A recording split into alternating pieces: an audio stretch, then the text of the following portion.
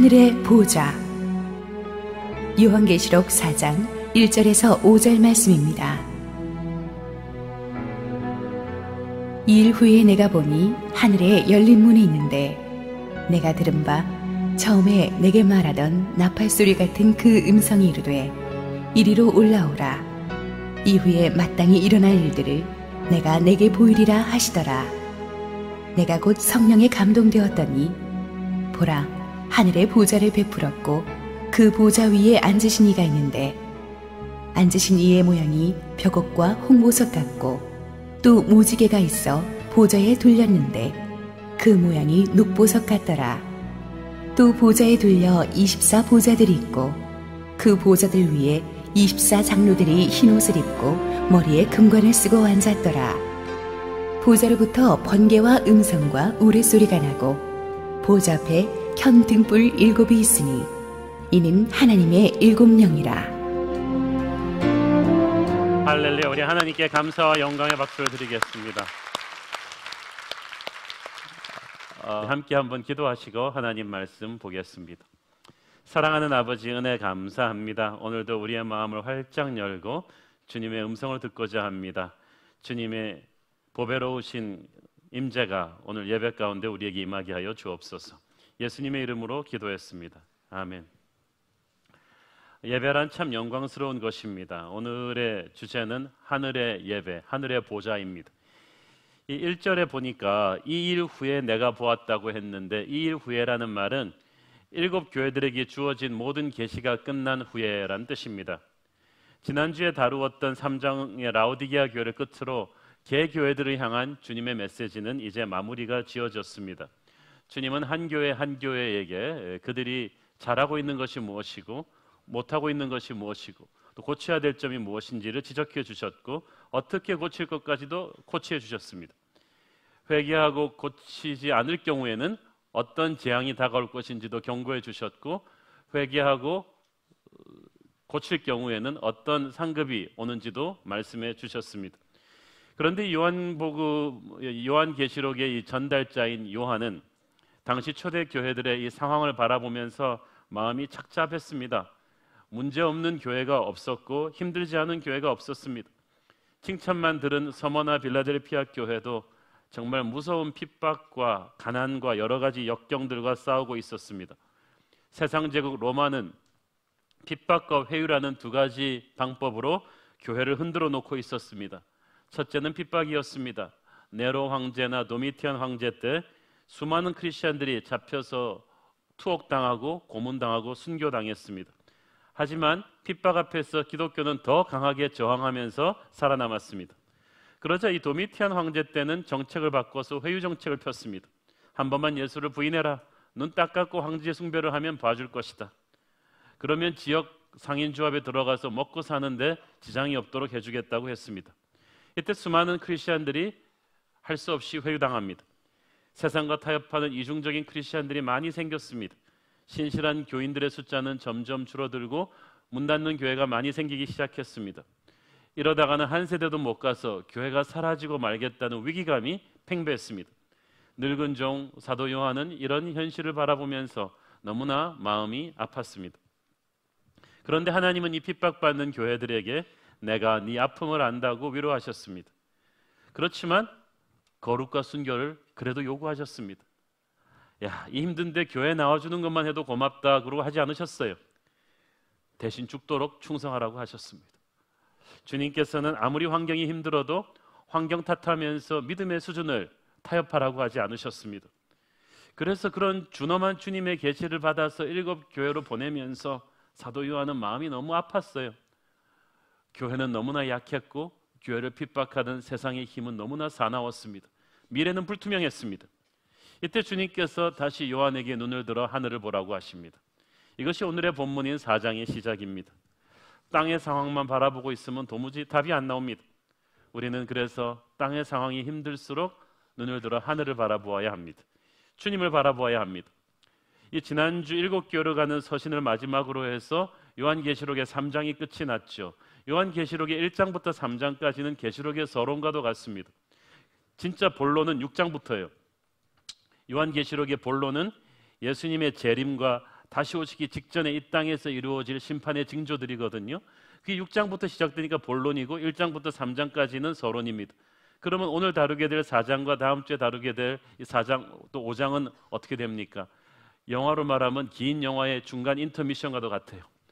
중간에 쉼표를 딱 찍으시는 거예요. 그 중간에 쉼표의 주제가 바로 하늘의 예배입니다. 왜 하나님께서 마지막 시대 무서운 심판의 드라마를 보여주시기 전에 사도 요한으로 하여금 하늘나라의 영광스러운 예배를 보여주실까요? 한 신학자의 말대로 하늘의 영광을 본 자만이 땅의 비극을 이겨낼 수 있는 힘을 갖기 때문입니다.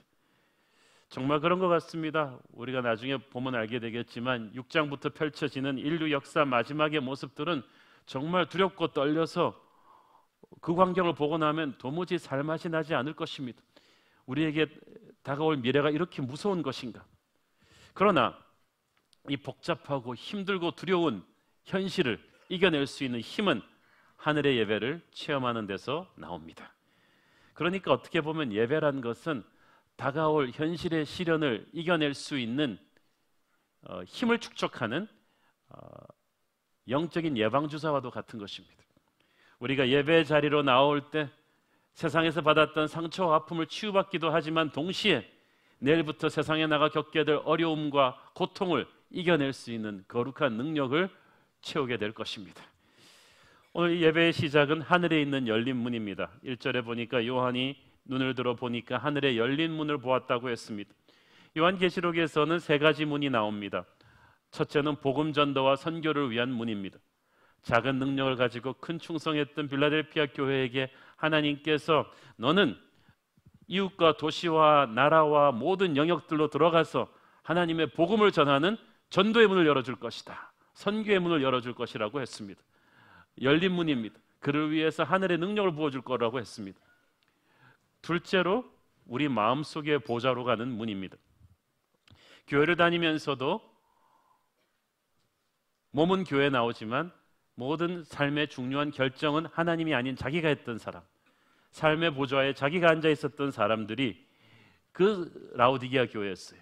그 라오디게아 교인들의 문 밖에 서서 주님께서 두드리신다고 했습니다. 주님의 음성을 듣고 문을 열면 그 안에 들어가서 그와 함께 먹으리라고 하셨습니다. 마음의 보좌로 가는 문이었습니다. 세 번째 문이 오늘에 나오는 하늘의 문입니다. 이것은 하나님의 계시를 보여주는 계시의 문이에요. 하나님의 마스터 플랜, 하나님의 마음, 하나님의 계획, 하나님이 펼치시는 역사의 흐름을 보여주는 엄청난 문입니다. 이 문은 아무에게나 열어주는 거 아닙니다. 사도 요한처럼 보혈로 거듭난 사람, 하나님을 자신의 삶의 보좌에 모셔드린 사람, 죽기까지 충성하며 은혜를 갈망하는 그 사람에게 하나님께서는 오늘도 놀라운 하나님의 문을, 계시의 문을 열어주시는 것입니다.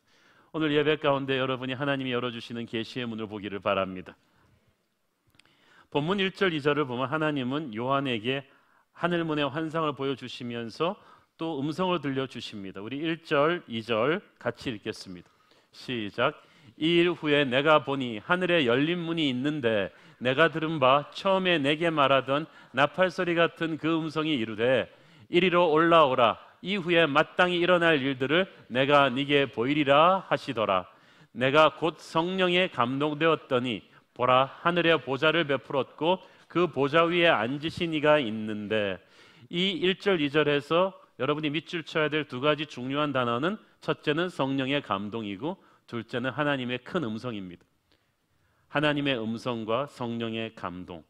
왜냐하면 이 두 단어야말로 진짜 예배를 예배되게 하는 요소이기 때문입니다. 하나님의 음성 혹은 하나님의 말씀과 성령의 감동.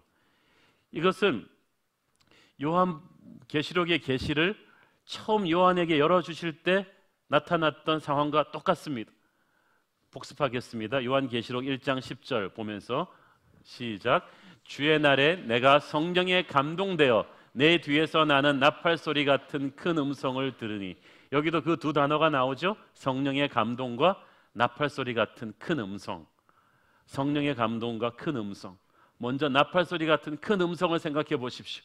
하나님의 음성은 희미하게 들리는 게 아니라 나팔소리같이 크게 들립니다.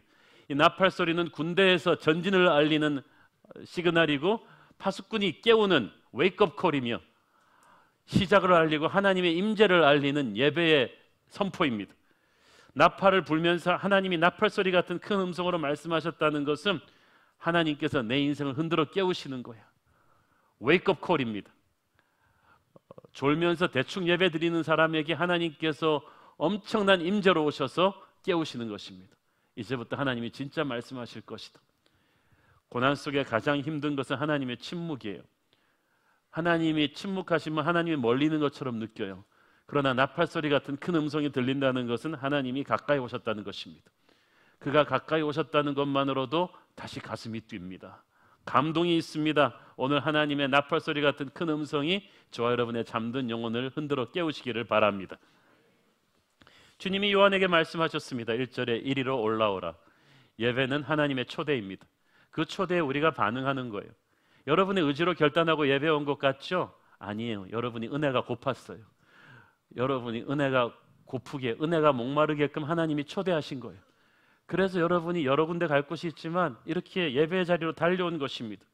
땅의 상황에 사로잡혀 있던 요한을 하나님이 흔들어 깨우셔서 하늘의 환상으로 들어오게 하셨습니다. 음성을 들려주시고 그 환상을 체험하기를 원하셨어요. 요한에게 이리로 올라오시라 하시고 하나님께서 말씀하십니다. 이후에 마땅히 일어날 일들을 내가 네게 보여줄 것이다. 마땅히 일어날 일들은 정확히 번역하자면 반드시 일어날 일들입니다. 역사에 우리가 보고 있는 이 해프닝들은 그냥 우연히 터지는 사건이 아니라 역사의 주관자이신 하나님이 허락하신 일이에요. 다 하나님의 각본에 있어요. 이때부터 요한은 주 예수 그리스도의 재림과 그 전에 임할 세상의 여러 역사의 징조들을 보게 됩니다. 이 모든 것들이 하나님의 손 안에서 이루어지고 있습니다. 주님께서 마땅히 일어날 일을 내게 보여주겠다고 하는 그 순간에 요한에게 어떤 일이 일어나요? 2절에 보니까 내가 곧 성령에 감동되었더니 At once I was in the Spirit. 순식간에 내가 성령의 충만을 받은 거예요. 감전되는 것처럼 온몸에 거룩한 전류가 흘러들어오는 것처럼 하나님께서 하늘문을 여시고 계시를 보여주는 그 순간에 온몸에 성령이 부어지기 시작합니다. 오늘 저와 여러분의 머리끝부터 발끝까지 성령이 감동하시기를 바랍니다. 성령이 우리의 마음을 열고 우리를 불처럼 사로잡으시면서 하늘의 영광을 받을 준비를 하는 거야. 마치 딱딱한 금속이 불도가니에 들어가서 비로소 그 대장장이의 원대로 빚어지듯이 성령의 불로 우리가 확 들어가야 이제 예배의 은혜를 받을 준비가 되는 것입니다. 성령에 감동되었다. 예배의 첫 번째 중요한 요소죠. 성령으로 감동되지 않고는 말씀을 이해할 수가 없습니다. 성령에 감동되지 않은 사람이 말씀을 들으면 완전히 수면제입니다. 어떤 분들은 설교 시작하기만 하면 주무시는 분이 계세요. 중간에 자는 건 제가 재운 거니까 어쩔 수 없다고 치고 처음부터 작심하고 주무시는 분들은 뭔지 모르겠어요. 저는 여러분을 하나님이 처음부터 끝까지 성령으로 잡기를 바랍니다. 성령에 감동하면 하나님의 음성을 해석할 수가 있습니다. 성령에 감동되어 있지 않은 사람은 하늘의 계시를 들어도 해석하지 못합니다. 읽어도 무슨 말인지 모르고 들어도 무슨 말인지 모릅니다. 성경에 나와 있습니다. 고린도전서 2장 12절 14절 시작. 우리가 세상의 영을 받지 아니하고 오직 하나님으로부터 온 영을 받았으니 이는 우리로 하여금 하나님께서 우리에게 은혜로 주신 것들을 알게 하려 하심이라. 우리가 이것을 말하거니와 사람의 지혜가 가르친 말로 아니하고 오직 성령께서 가르치신 것으로 하니 영적인 일은 영적인 것으로 분별하느니라. 육에 속한 사람은 하나님의 성령의 일들을 받지 아니하나니 이는 그것들이 그에게는 어리석게 보임이요 또 그는 그것들을 알 수도 없나니 그러한 일은 영적으로 분별되기 때문이라. 우리에게 은혜로 주신 것들을 알게 하는 영이 필요해요. 성령께서 열어주셔야 된다는 거예요. 분별할 수 있는 게 필요한 거예요. 우리는 여기에 있어서 예배는 장소가 중요하죠. 어떤 공간 안에 들어와야 됩니다. 그러나 어디서 예배 드리는가가 중요한 게 아니라 어떤 마음으로 드리는가가 중요합니다. 성령 충만한 상태에서 드리는 예배라면 어디서 드려도 상관없어요. 이 장소는 어저께까지 교총 웨딩 컨벤션 센터에서 결혼식 올리던 곳이고 각종 세미나 하던 곳입니다. 그러나 오늘 아침에 1시간 만에 세팅하고 성령 충만한 저와 여러분이 들어오니까 은혜가 충만하게 흐르는 거예요. 어떤 교회는 문화재처럼 잘 지어놓은 예배 공간도 예배의 감동이 없어요. 중요한 예배를 예배되게 하는 것은 성령의 감동입니다. 성령의 감동에 따라서 하나님의 말씀하시는 하나님의 음성과 하나님의 감동, 이 두 개가 있어야 예배가 날아가는 거예요. 요한복음 4장 23절 24절 시작. 아버지께 참되게 예배하는 자들은 영과 진리로 예배할 때가 오나니 곧 이때라. 아버지께서는 자기에게 이렇게 예배하는 자들을 찾으시느니라. 하나님께 영이시니 예배하는 자가 영과 진리로 예배할지니라. 여기서 영은 성령 충만을 말합니다. 진리는 말씀 충만을 말합니다. 영과 진리, 성령의 감동과 하나님의 음성, 성령의 감동과 말씀. 지금 요한이 이런 예배를 드리고 있는 거야. 성령의 감동되어서 하나님의 말씀을 그대로 받고 있습니다. 오늘 이 시간에 여러분이 성령의 감동으로 하나님의 말씀을 그대로 받기를 바랍니다. 성령의 감동된 사람에게 하늘문은 항상 열려 있습니다. 여기서 이 헬라어 시제로 이미 열려 있는 문이에요. 서서히 열리기 시작하는 문이 아니라 이미 열려 있는 문입니다. 하나님의 사람에게 하늘문은 열려 있습니다. 자꾸 열어달라고 하지 마세요. 보혈을 통과한 사람에게, 믿음의 사람에게 하늘의 문은 열려 있습니다. 여러분이 그 문으로 들어가면 하나님의 영광을 체험할 것입니다. 하늘의 능력을 다운로드할 것입니다. 그 하늘문으로 들어갔더니 하나님의 보좌가 있습니다. 그 보좌 위에 주님께서 앉아 다스리십니다. 2절을 보십시오. 보라, 하늘에 보좌를 베풀었다. 여기서 하늘의 보좌라는 말은 하나님의 통치를 말합니다. 하나님의 주권, 하나님의 다스리심을 말합니다. 영어로 말하면 God is in control. 하나님이 이 상황을 장악하고 계신다. 하나님은 세상을 만드시고 그대로 방치하는 분이 아니라 이 세상을 장악하고 계십니다. 역사를 붙잡고 계십니다. 여러분 9시 뉴스만 보면은 이 세상이 어디로 갈까 무섭죠. 북한은 마치 튀는 럭비공 같아서 어디로 갈지 무섭고 전쟁 날까 두렵고 세상은 너무나 무질서하고 불안해 보이죠. 그러나 걱정하지 마십시오. 이 역사의 보좌 위에 주님이 앉아 다스리고 계십니다. 요한계시록에는 이 보좌라는 말이 46번이나 나옵니다. 주님은 우리가 그걸 알기 원하세요. 이 세상은 아무렇게나 막 굴러가는 세상이 아니다. 혼란스러워 보이지만 그래도 주님이 잡고 계신다. 무정부 상태가 아니라는 거예요. 목적을 가지고 주님께서 이 역사를 끌고 가신다는 것입니다. 보좌를 베풀었다는 것은 갑자기 생긴 것이 아니고 만세 전부터 그 보좌가 거기에 있었다는 거예요. 하나님께서는 영원 전부터 이 역사를 다스리고 계셨습니다. 이 하나님의 보좌가 이 하늘에 있다는 것은 이 땅에 임금들이 앉아있는 보좌가 우리 눈에는 그거밖에 안 보여요. 그렇지만 그 위에, 그 뒤에 하늘의 보좌가 다스린다는 것입니다. 그래서 우리 눈에 보기에는 청와대 백악관으로 달려가야 문제가 해결될 것 같지만 거기가 권력의 심장이 아니라 하늘나라가 권력의 심장이라는 것입니다. 5절에 보니까 주님의 5절 같이 한번 읽어볼까요? 시작. 보좌로부터 번개와 음성과 우레소리가 나고 보좌 앞에 켠 등불 7이 있으니 이는 하나님의 7 영이라. 여기서 7 영이라는 말은 완전한 하나님의 성령을 가리킵니다. 하나님은 영이십니다. 그렇기 때문에 우리가 눈으로 볼 수가 없습니다. 그럼 요한이 본 것은 무엇입니까?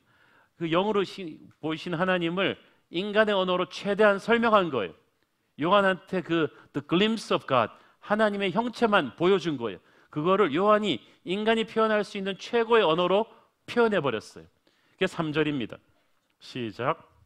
앉으신 이의 모양이 벽옥과 홍보석 같고 또 무지개가 있어 보좌에 둘렀는데 그 모양이 녹보석 같더라.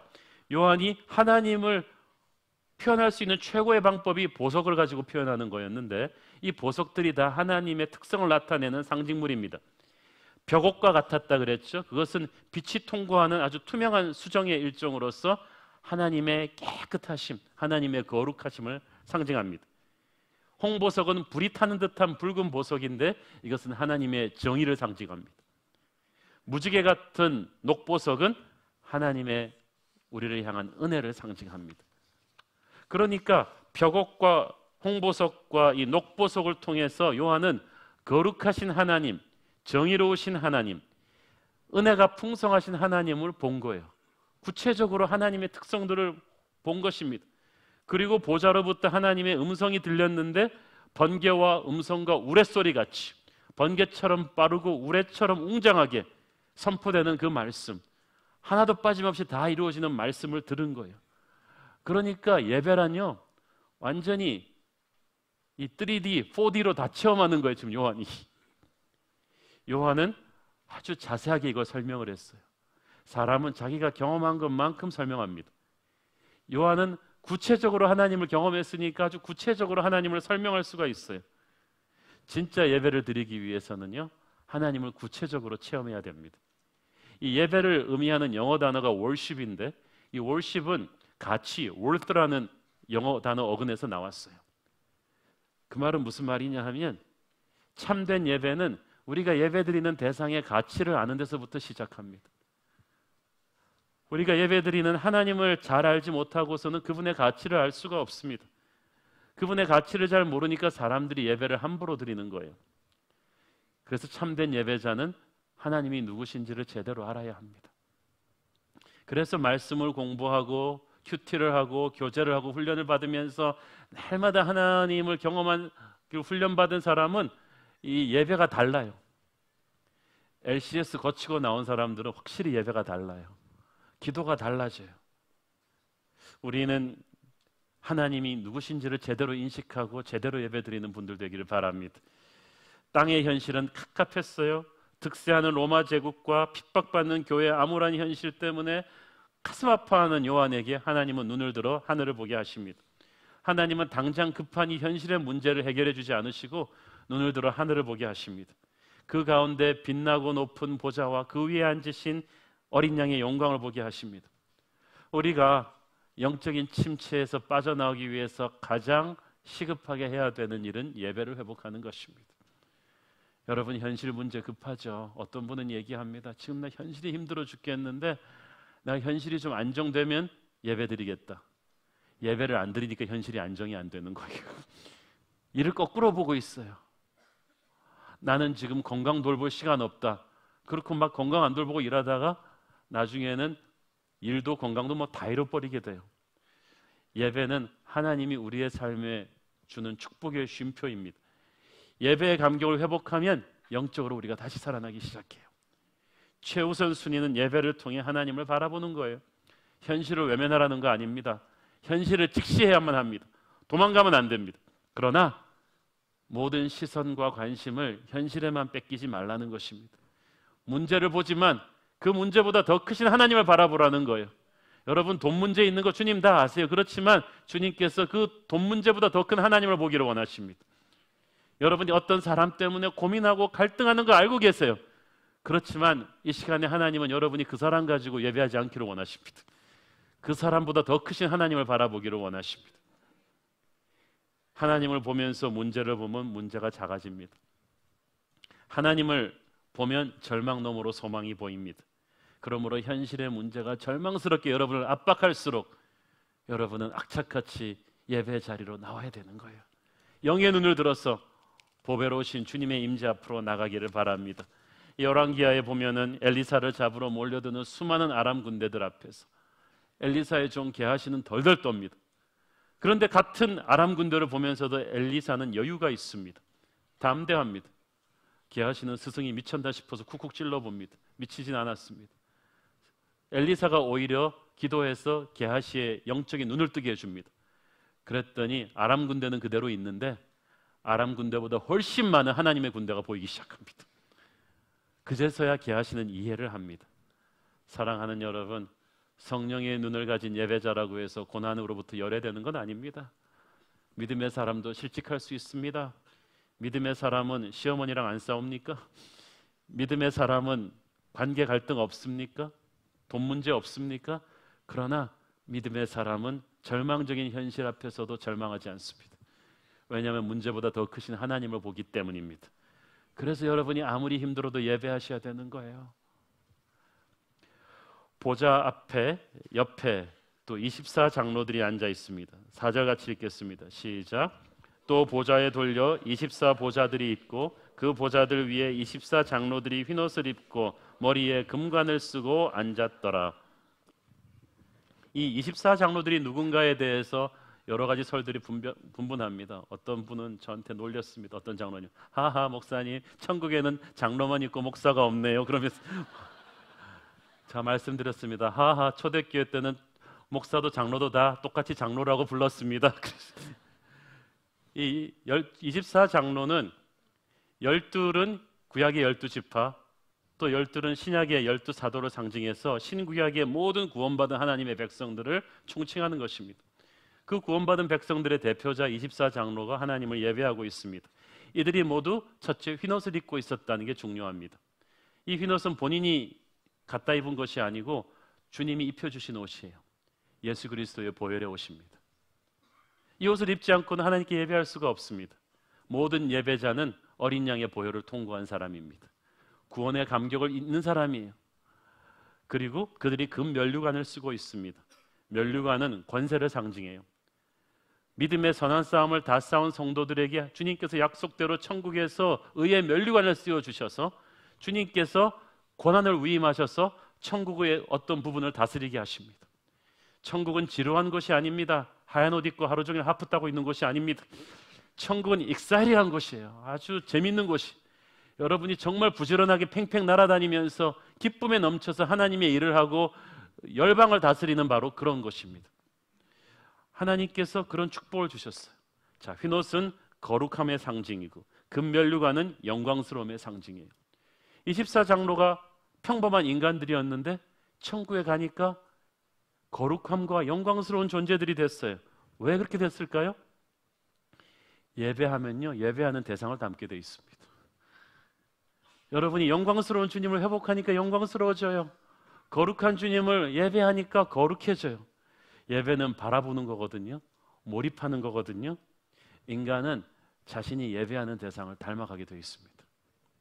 소를 숭배하는 나라가 있어요. 미안한 말이지만 그 나라 가보면 사람들이 꼭 소 같아요. 어떤 그 동남아의 마을은 고양이를 숭배해요. 마을 주민들의 눈이 진짜 고양이 눈 같아요. 예배는 바라보는 거라 그랬어요. 여러분이 뭔가를 오래 바라보면, 생각하고 바라보면 그게 예배하는 거예요. 얼마나 많은 사람들이 돈을 예배하고 숭배합니까? 그 얼굴이 다 500원짜리 동전 비슷하게 돼가는 거죠. 무엇을 예배하는가가 그 사람의 가치를 결정해요. 그래서 항상 음란 비디오를 보고 야동을 보고 사는 사람은 얼굴빛이 이상해요. 숙일 수가 없어요. 어떤 아이돌 스타를 예배하는 사람들은 귀걸이도 뭐 옷도 다 똑같이 입고 다녀요. 여러분이 영광의 주님을 예배하고 주일 예배만이 아니고 일주일 내내 그분과 생각하고 그분과 대화하고 그분과 교제하는 사람에게는 주님의 영광이 여러분에게 스며들 것입니다. 거룩은 전염되는 거거든요. 모세가 시내산에서 40일 동안 주님을 예배하고 나오니까 모세가 나와서 나는 40일 금식 기도했다 떠들고 다니지 않았어요. 나 예배 많이 했어 그러지 않았어요. 모세가 툭 쓰니까 알았어요. 사람들이 예수의 향기가 나는 거예요. 하나님의 거룩이 나온 거예요. 모세의 말과 행동이 달라져요. 진짜 예배하면요, 여러분 집에 가서 아이들한테 말할 때 말과 행동이 달라질 것입니다. 거룩이 달라질 거예요. 피로한 몸과 마음에서 새 힘이 솟아나고 분노와 두려움이 사라지고 평안과 담대함으로 가득 차게 될 것입니다. 예배를 제대로 했기 때문에 다른 모든 문제가 해결이 되는 거예요. 기독교는 윤리의 종교가 아닙니다. 이거 하지만 저는 술 끊어라 담배 끊어라 안 하잖아요. 예배를 제대로 체험하고 나면, 은혜를 체험하고 나면요, 술 담배 생각이 없어요. 야동이 재미가 없어요. 그냥 다 끊겨서 나가는 거예요. 거룩하신 하나님을 체험하면 그런 은혜와 파워가 있는 것입니다. 저는 주님을 만나는 시간이 최고의 시간이기 때문에 예배하는 것이지 뭐 다른 거 희생하면서 예배한다는 그런 생각하지 마십시오. 예배를 하지 않고는 살 수가 없어서 예배하는 거예요. 이 예배의 순간에 흘러나오는 은혜를 통해 거칠게 말하던 내가 부드럽게 말하게 되고, 싸나운 눈빛이 아름다워지고, 말과 행동에서 거룩한 격이 생기게 되며 하나님의 사람의 모습이 예수의 향기를 담아내는 기적이 저와 여러분에게 일어나는 것입니다. 성도의 최우선 순위는 예배입니다. 2차 세계대전이 터졌을 때 영국 정부는 국민들이 존경하던 하나님의 사람 윌리엄 템플 감독에게 이 전쟁의 공포에 떨고 있는 영국 국민들에게 무슨 말씀 좀 해주십시오. 격려의 설교 말씀을 좀 해주십시오라고 전 국민 라디오 연설을 맡겼어요. 이 템플 감독의 그 메시지의 서두가 아주 충격적입니다. 사랑하는 대영제국 국민 여러분, 지금은 우리가 다른 어떤 때보다도 전능하신 하나님께 예배해야 할 때입니다. Now is the time to worship. More than any time in history. Now is the time to worship. 역사의 어느 때보다도 지금 예배해야 할 때입니다. 전쟁이 터졌는데 국민 여러분 보따리 싸십시다. 아들들을 도피시킵시다. 뭐 이렇게 말하지 않았어요. 전쟁 준비합시다. 독일을 물리칩시다. 이런 말 하지 않았어요. 현실이 이토록 다급하고 어려운데, 전쟁이 났는데 제일 중요한 일이 예배하는 거라는 거예요. 어떤 상황에서든 예배하는 것이 최우선순위다. 그렇게 예배했더니 영국이 전쟁에서 졌나요? 불가능한 전쟁을 이겼습니다. 여러분의 상황이 아무리 복잡하고 힘들어도 여러분이 현실이 힘든 거 저한테 얘기하실 필요 없어요. 저 예배할 시간 없어요. 예배할 기운 없어요. No! 예배할 시간이 없을 정도로 바쁘니까, 예배할 기운이 없을 정도로 힘드니까 예배하라고 하는 거예요. 바로 그 예배가 여러분의 가장 지옥 같은 현실을 이길 수 있는 능력을 줄 거예요. 안 그래도 사는 게 바쁘고 힘들어 죽겠는데 예배는 무슨 예배냐? 바쁘고 힘들수록 여러분의 고갈되어 가는 영혼의 예배의 은혜가 흘러가야 돼요. 은혜를 경험하지 않고는 누가 이 현대인의 삶의 중압감을 이겨낼 수가 있습니까? 이삭과 아브라함 이민 가가지고 곳곳에 텐트를 치고 가는 그 다급한 상황 속에서도 늘 제단을 쌓고 예배를 드립니다.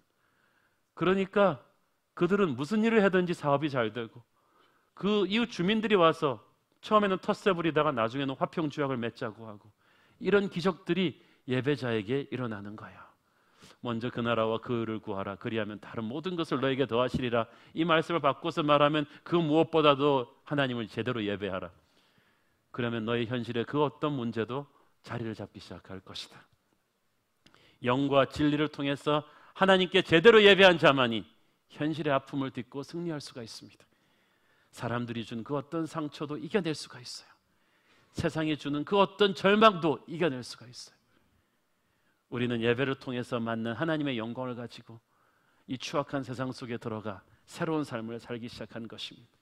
그 갈등의 인간관계 가운데, 가정과 직장의 여러 환경의 어려움들 가운데 하나님의 뜻을 이루어가는 승리가 여러분에게 이루어지는 거예요.